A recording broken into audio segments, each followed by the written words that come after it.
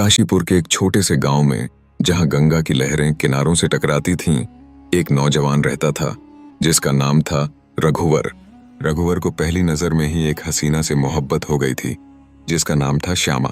लेकिन उसे क्या पता था कि यह लड़की जो सुनसान रास्तों पर अचानक प्रकट हो जाती थी, दरअसल सैकड़ों साल पहले मिट्टी में मिल चुकी थी। रघुवर एक गरीब ब्राह्मण परिवार से था। उसकी सुंदरता ऐसी थी कि गांव की लड़कियां उस पर फिदा थीं, मगर उसके घर में फटे हालात थे। अचानक ही उसके पिता का देहांत हो गया। घर में 5 छोटे भाई बहन थे और रघुवर सबसे बड़ा। उसकी माँ विमला टूटी सी थी, सोच रही थी कि अब घर का गुजारा कैसे होगा। लेकिन रघुवर ने माँ को ढांढस बंधाया, माँ, अब इस घर की जिम्मेदारी मेरे कंधों पर है। रघुवर अभी 20 बरस का था, मगर उसने जवानी में ही घर संभाल लिया। वो गांव के एक लोहार की दुकान पर काम करने लगा, जहां वह दिन रात मेहनत करता। दुकान दोपहर को खुलती और आधी रात को बंद होती। हर रात थकान से चूर वो अपने घर लौटता। दुकान का मालिक रामलाल सख्त मिजाज का था। वो रघुवर से जी तोड़ काम करवाता और बदले में थोड़ा सा मेहनताना देता। रघुवर अपने घर की हालत से परेशान था। घर किराए का था, भाई बहन छोटे थे और माँ पति के गम में टूटी हुई। घर का गुजारा मुश्किल से हो रहा था। अक्सर रघुवर बिना भोजन किए ही काम पर चला जाता। एक ऐसी ही रात थी जब आधी रात को दुकान बंद हुई।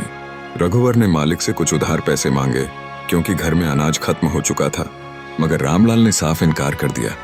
पिछले हफ्ते ही तो तुझे 100 रुपए दिए थे, इस बार तेरी मजदूरी से काट लूंगा। रघुवर का दिल टूट गया। माँ के हाथ में 2 पैसे भी रख पाता तो वो खुश हो जाती। उसकी आंखें नम हो गईं और उदास मन लिए वो घर की ओर चल पड़ा। जिस रास्ते से वो जाता था वो बड़ा ही खौफनाक था। चारों तरफ घनी झाड़ियां और बरगद के पेड़ थे। रास्ता जंगल से होकर उसके गांव तक जाता था। यह लंबा सुनसान रास्ता वो पैदल ही तय करता। थके कंधों के साथ वो चल रहा था। आगे का रास्ता और भी वीरान था, जहां एक पुराना कब्रिस्तान था। गांव में मशहूर था कि वहां भूत प्रेतों का बसेरा है, मगर रघुवर को इस रास्ते की आदत थी। वो हर रात इससे गुजरता और उसे कोई डर नहीं लगता। लेकिन उस रात जैसे ही वो जंगल में दाखिल हुआ, कुछ कदम दूर उसे एक रथ दिखा। इस वीरान जगह पर आधी रात को रथ। रघुवर हैरान रह गया, मगर उसकी हैरानी तब और बढ़ी जब उसने देखा कि रथ के पास एक खूबसूरत लड़की खड़ी थी। जैसे ही वो करीब पहुंचा, उसकी खूबसूरती ने उसे मंत्रमुग्ध कर दिया। लंबे लंबे बाल, ऐसी सुगंध जो हवाओं में बिखर रही थी, और आंखें जो चांदनी में चमक रही थीं। रघुवर ने हिम्मत जुटाकर पूछा, देवी, आप परेशान लग रही हैं, क्या मैं आपकी मदद कर सकता हूँ? लड़की ने मुड़कर उसकी ओर देखा और बोली, हाँ, मेरा रथ खराब हो गया है। इस सुनसान जगह पर मुझे डर लग रहा है। रघुवर ने कहा, मैं लोहार हूँ, आपका रथ देख सकता हूँ। उसने रथ की जांच की और कुछ ही पलों में उसे ठीक कर दिया। लड़की खुश होकर बोली, तुमने मेरी बड़ी मदद की। बताओ तुम्हें कहाँ जाना है? मैं तुम्हें छोड़ दूंगी। रघुवर, जो थका और परेशान था, ने शुक्रिया अदा किया और रथ में बैठ गया। लड़की की सुगंध उसके होश उड़ा रही थी। साफ था कि वो किसी रईस खानदान की थी, मगर आधी रात को इस जंगल में वो क्या कर रही थी? लड़की ने उसे उसके गांव तक छोड़ दिया। उतरते वक्त उसने रघुवर को कुछ सिक्के थमाए। यह लो, तुमने मेरी मदद की। रघुवर ने इनकार किया, मैंने मुसाफिर समझकर मदद की, मुझे इनाम नहीं चाहिए। मगर लड़की ने मुस्कुराकर सिक्के उसके हाथ में ठूंस दिए और रथ तेजी से ले गई। रघुवर सोचने लगा, शायद यह कोई देवी थी जो उसकी मदद को आई थी। उसने सारे सिक्के माँ के हाथ में रख दिए। माँ खुश हो गई और उन सिक्कों से घर में अनाज आ गया। कुछ दिन बाद उसी रास्ते से गुजरते वक्त रघुवर को वही सुगंध महसूस हुई। वो हैरान था। अचानक उसे पायल की छन छन सुनाई दी। पलट कर देखा तो वही लड़की काले वस्त्रों में उसके पीछे चल रही थी।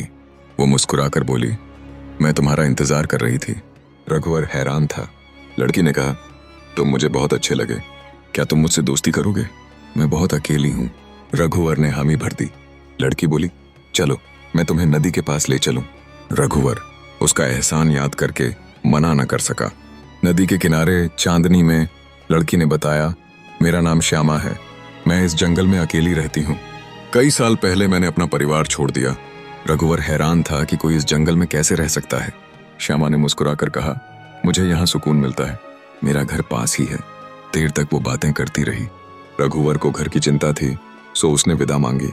जाते जाते पूछा, तुमने अपना नाम तो बताया, मगर फिर? वो हंसकर बोली, श्यामा। घर पहुंचकर रघुवर श्यामा के बारे में सोचने लगा। उसकी खूबसूरती, उसकी बातें सब उसे बेचैन कर रही थी। मगर उस रात उसके भाई बहन चीखने लगे। छोटा भाई बोला, मैंने एक डरावनी लड़की देखी, उसके बाल बहुत लंबे थे। माँ भी डरी हुई थी। रघुवर ने हंसकर कहा, यह सपना होगा। मगर माँ परेशान थी। अगले दिन रघुवर हैरान था जब उसने देखा कि घर में अनाज भरा था। माँ ने बताया, हर रोज तेरे तकिए के नीचे सिक्के मिलते हैं। रघुवर सोच में पड़ गया, यह सिक्के कहाँ से आ रहे थे। एक बारिश की रात जब वो भीगता हुआ घर जा रहा था, श्यामा फिर मिली। उसने रघुवर को छाता दिया और कहा, मैं तुम्हारा इंतजार कर रही थी। रघुवर उसकी मोहब्बत पर हैरान था। घर पहुंचा तो माँ ने कहा, मुझे लगता है हमारे घर में कोई और भी है। मैंने एक डरावनी लड़की देखी। रघुवर ने इसे वहम कहा, मगर उसका दिल बेचैन था। एक रात श्यामा ने कहा, आज मैं तुम्हें अपने घर ले चलूंगी। रघुवर उत्साहित था, मगर श्यामा उसे जंगल के उस हिस्से में ले गई जहां पुराना कब्रिस्तान था। वहां उल्लुओं की चीखें और चमगादड़ों का शोर था। रघुवर का दिल डूब रहा था। अचानक श्यामा एक खंडहर के पास रुकी। रघुवर के होश उड़ गए। यह तुम्हारा घर? उसने डरते हुए पूछा। श्यामा ने कहा, हाँ, यही मेरा ठिकाना है। मैं तुमसे मोहब्बत करती हूँ रघुवर, क्या तुम मेरा साथ दोगे? रघुवर ने कहा, मैंने दोस्ती तो स्वीकार की, मगर यह जगह छोड़कर मेरे साथ चलो। श्यामा ने इनकार किया, मैं यहीं रहूंगी। मेरा एक राज है जो मैं बाद में बताऊंगी। जैसे ही उसने रघुवर का हाथ पकड़ा, रघुवर को झटका लगा। श्यामा का हाथ काला और बालों से भरा था। अचानक उसका रूप बदलने लगा। उसका शरीर काला पड़ गया, मगर चेहरा अब भी हसीन था। बादल गरजे और श्यामा खंडहर में भाग गई। रघुवर उसे ढूंढने गया, मगर वो गायब थी। घर लौटकर रघुवर हैरान था। उसके घर की हालत बदल रही थी। अनाज, कपड़े, सब कुछ था। माँ ने बताया, हर रोज तकिए के नीचे सिक्के मिलते हैं। रघुवर सोच में पड़ गया। कई दिन श्यामा नहीं मिली। उसकी बेचैनी बढ़ी और वो खंडहर पहुंच गया। आधी रात को उसने श्यामा को पुकारा। एक आवाज आई, वापस जाओ, मेरा राज जानकर तुम मुझसे नफरत करोगे। रघुवर ने जिद की। तभी श्यामा प्रकट हुई, लाल जोड़े में। उसने कहा, अगर तुम सच्चे हो तो मंदिर चलकर मुझसे विवाह कर लो, और उसे मंदिर ले गई। मंदिर के बाहर उसने कहा, पहले मेरी सच्चाई जान लो। अचानक उसका रूप बदल गया। वो एक डरावनी चुड़ैल बन गई। उसने कहा, मैं इंसान नहीं, चुड़ैल हूं। मैं तुमसे मोहब्बत करती हूं, क्या तुम मुझसे विवाह करोगे? रघुवर डर कर भागा। श्यामा पीछे थी, मगर वो घर पहुंच गया। उसे बुखार चढ़ गया। कई रातों तक नींद नहीं आई। एक रात श्यामा फिर आई, डरावने रूप में। उसने कहा, मैं तुम्हें डराना नहीं चाहती। खंडहर में एक खजाना दफन है, उसे ले लो, तुम्हारी जिंदगी बदल जाएगी। मैं अब कभी नहीं आऊंगी। वो गायब हो गई। रघुवर ने खंडहर में खजाना पाया। उसकी किस्मत बदल गई, मगर श्यामा कहीं नहीं थी। शायद वो अपनी दुनिया लौट गई थी जहां चुड़ैलें रहती हैं। लेकिन रघुवर का दिल हमेशा उसे तलाशता रहा, जिसने उसकी जिंदगी बदल दी थी।